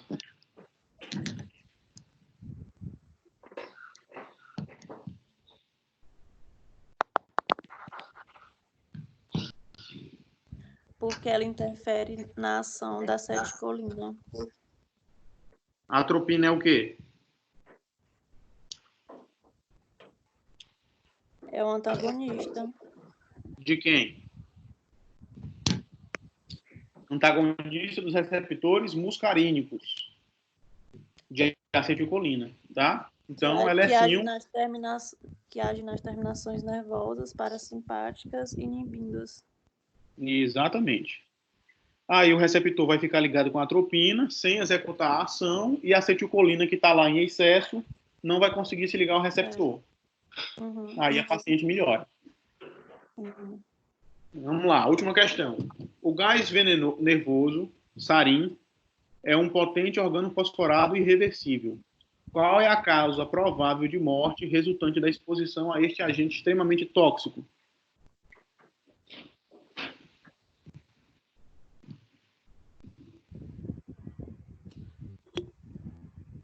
E aí, a pessoa que inala esse gás aí morre de quê? A pessoa que o quê, professor? Repete bem aí. A pessoa que inala esse gás, sarin, morre de quê? Ela morre de insuficiência respiratória, né? Exatamente, cardíaca. Isso aí eu lembro, aí cardíaca, consequentemente. Essa aí é o gás que esse gás ele é diferenciado, né?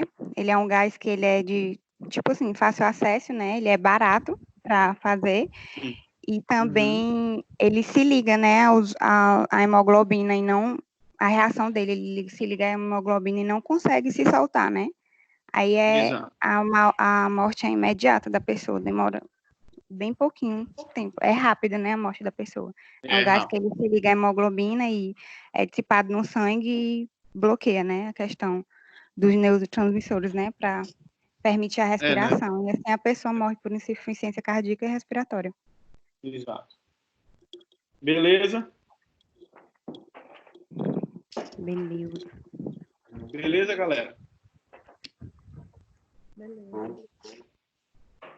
Beleza. Vamos botar a câmera para eu fazer meu print. É possível?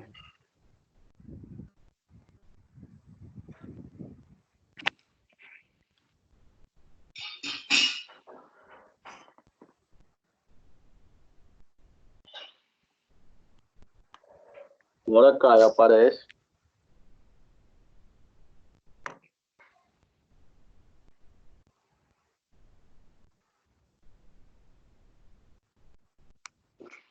Bora, cadê a negada? Bora, Suzane. Bota a cara no sol. Faz aí, professor. Maria Helena, menina. Bota a cara no sol. Bora. Tá me vendo agora? Tô vendo. Tô vendo a Madu, tô vendo a Juliana. Bora, cadê o resto do povo? Lawane. Oi? Você está me vendo? Quem é? Karina. Não, tô não. Pois é, Aparece- você tá com câmera e não. Aparece tua voz, mas a tua imagem não aparece, não. Passei a maioria da aula ouvindo só sua voz também. Sim. Bora, alguém mais? Mas tudo bem, deu pra entender.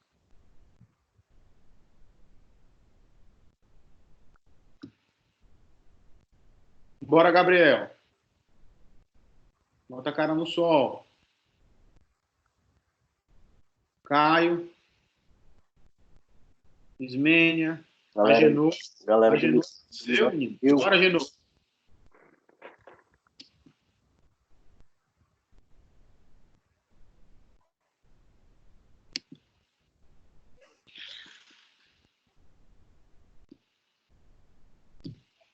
E...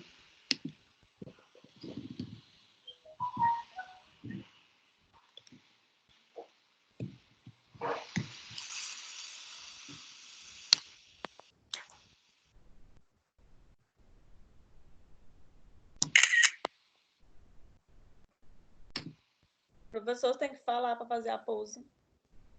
Então, vamos lá, pousa aí que eu vou fazer o print. Lembrando, professor, que eu não estava fazendo pose, não. Calma. Para, foi fazer a pose, menina, vai. É para me marcar no Instagram. Tá É para bom, marcar também. tá bom. Ô, carência. Bora, Madu. Bora, Maria. Ligar minha câmera agora. Não, Juliana, minha irmã. Deixa de ser Ah, feia. apareceu mais um aí, cadê? O Gabriel. Vale, o Tá Gabriel aparecendo tá, aí, professor. o Gabriel tá vestido de GTA. Vamos lá. Pronto. O bicho Tu tá no do meu Maria. Insta, Gabriel? Siga lá, professor. Então não. Manda bem aí teu IG, pra eu te marcar lá. Oi, falou, galera. Até mais. Então, bem que na dúvida se quinta-feira vai ter aula ou não, tá? Aí eu aviso pra vocês. Ok? Se tiver, até quinta. Se não tiver, até semana que vem. Boa Semana Santa. Falou. Professor, um moment, please. Antes do senhor desligar. Posso tirar uma... Quem fala? Oi, ela é a Yanara. Oi, Léo. Em relação ao seu assunto, prof, até o final até o final do semestre, né? Vamos dizer que é o final do semestre, né? Se Deus quiser, a gente vai terminar. Em relação ao seu assunto, já está todo o assunto, até as colegiadas, já foi dado todos os assuntos? Ou ainda Já dá falta? pra... Não, até a colegiada não. Até a colegiada ainda falta. Falta Sistema pouco, né? gastrointestinal. Oi? Falta pouco, né? Não falta muita coisa não. Falta sistema gastrointestinal, sistema endócrino, para finalizar a fisiologia. Aí a gente vai falar de carboidratos, de proteínas e de lipídios. Aí encerra o conteúdo. Aí, com fé em Deus, vai ser o tempo que a gente volta para fazer as aulas práticas. Só dá tempo às práticas, porque a maioria dos professores estão terminando, os que não terminaram. Muito não, obrigada terminar o- pela informação. Não, tranquilo. Terminar O conteúdo. fazer as práticas. Não estamos adiantando já. Viu? Estão tudo adiantado, vocês. Pois tá, professor. Obrigada. Tranquilo. Até mais. Tchau. Até. Tchau. Tchau.